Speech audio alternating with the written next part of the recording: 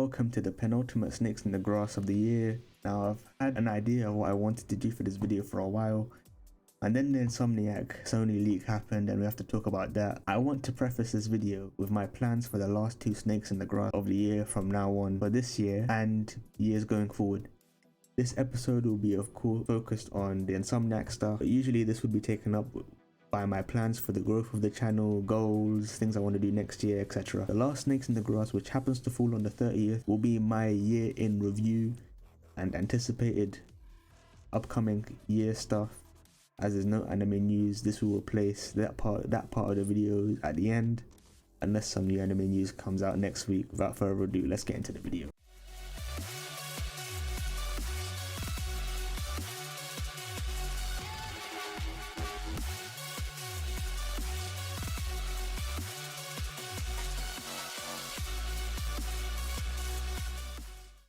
Now, one thing I didn't mention last week was Insomniac was hit with a pretty substantial ransomware hack. The hackers in question demanded $2 million in 7 days, or they leaked the entire thing. Well, 7 days passed, and as promised, the hackers leaked so much from gameplay, clips of Wolverine, the Insomniac roadmap, Sony's plans and threats to their business, other studios' plans, extended gameplay of Wolverine, and now a bootable version of Wolverine is apparently being spread around.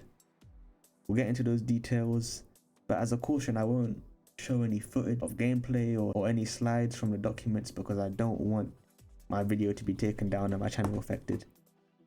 But before getting into these leaks, I do want to quickly say that no matter what your opinion of Sony or Insomniac is, you should never really support any type of hacking or ransomware, especially when they snatched up sensitive developer information.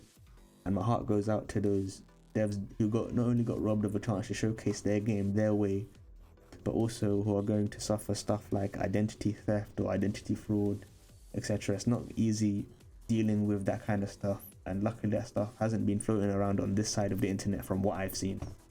So I was awake at 4:40 AM on the day that the stuff just started leaking. I believe that was the 18th. At first it was a few clips of Wolverine getting leaked, and what did I think of the game? Obviously not talking about how graphically it looks or how the game looks in general, as the game clearly looks a good ways out and fundamentally unfinished.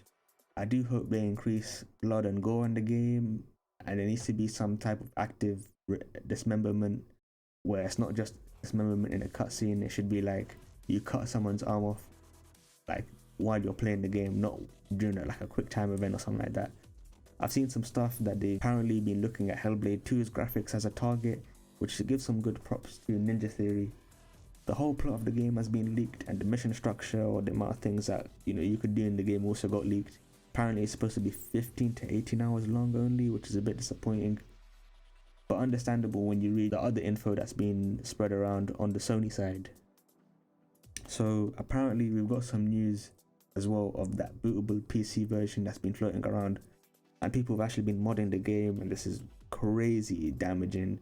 I'm going to be honest with you, it's like apparently it's playable on the Steam Deck. Moving on from the Wolverine stuff, I will say the leaks to do with Sony are the main bad parts of this, such as the ballooning budgets. Ghost of Tsushima, probably one of the best PlayStation exclusives, had a budget of 60 million. Ratchet & Clank had a budget of 81 million, both great games in their own right. So how does Spider-Man 2 have a budget of $315 million to make when the difference in quality isn't that much better than Spider-Man 1? Don't get me wrong, it is better in some ways, but it's not drastically 3 times better. Even Insomniac have admitted that. Even worse is Spider-Man 2 will cost $385 million at least, if the docs are to be believed.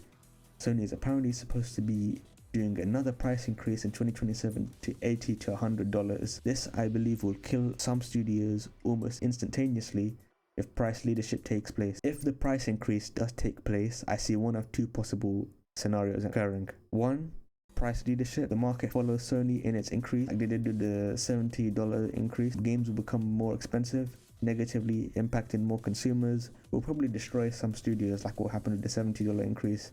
I believe many studios that were forced to price the game at 70 were negatively impacted. Sony justified the increase by saying it was to maintain quality of the games. That was a lie.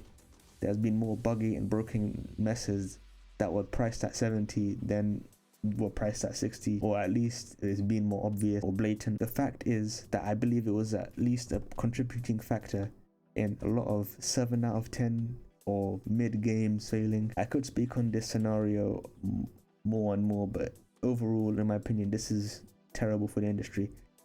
The second scenario is by 2027, Sony doesn't have a market share to force a price increase, basically leading to consumers going elsewhere and Sony being hit with terrible losses. This scenario is an unlikely one to happen, but it could still happen.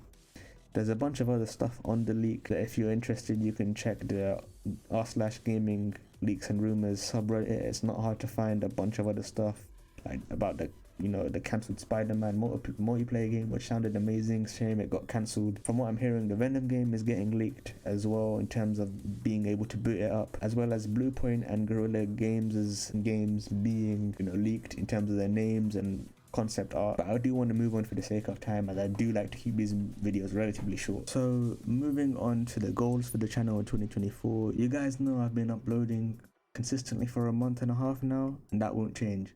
Gonna keep pace, keep growing, and hopefully deliver some great content to you guys for many years to come. Starting off with subscriber and follower goals, I do want at least to hit 100 subscribers on YouTube by the end of 2024. Taking it slow, but whenever you have to start over again, you just kind of have to. I also want to hit 100 at least on Twitter/X, what you want to call it. If you guys don't know already, it's linked in the description on bio. At Dovakindino. I look to see if I can start up a Twitch or a TikTok as well, but that may be a goal far beyond 2024. That's the boring, growth stuff out of the way, and moving on to the content I want to make in 2024.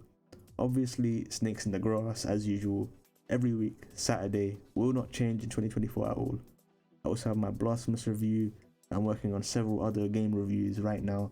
Cocoon I obviously promised this week. Unfortunately, I couldn't make it because I was just busy. It should be out before the end of the year though. Generally, I want to release a game review at least once a month. Keep in mind, I am a one-man team. I edit, record, script, play everything for my videos. I don't plan on hiring any editor anytime soon either, as part of my love for making content is the editing. That's the stuff I'm doing right now, and hopefully that will continue into 2024. Now onto the content ideas. First is the anime reviews. I probably won't promise a regular cadence for them like I do game reviews, but rest assured they will start in 2024.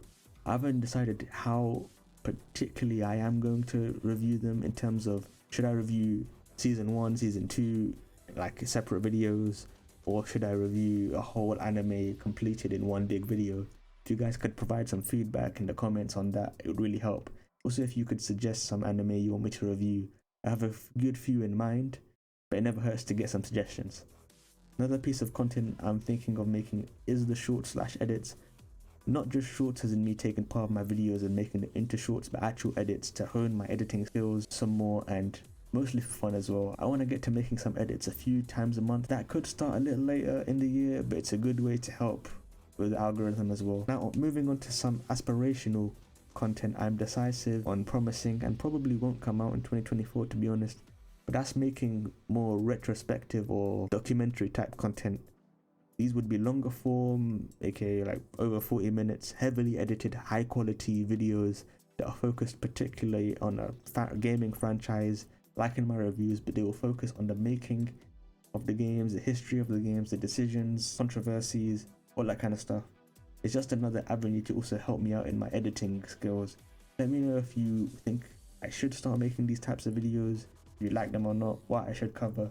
But bear in mind, these projects would be long-term projects over many months. So if I do start making these, they'll probably only be at most once or twice a year. Now, a bigger channel goal would probably be getting more people onto the channel in terms of guests, and get going on other people's channels in terms of collaborations with other creators. I have some friends that I could start making some videos with. As I said in my I'm Back video, I do want to start making tier lists, but not just having me dictate or what's going in what tier. I want to bring some other people on, add some humor to it, and edit those a lot as well.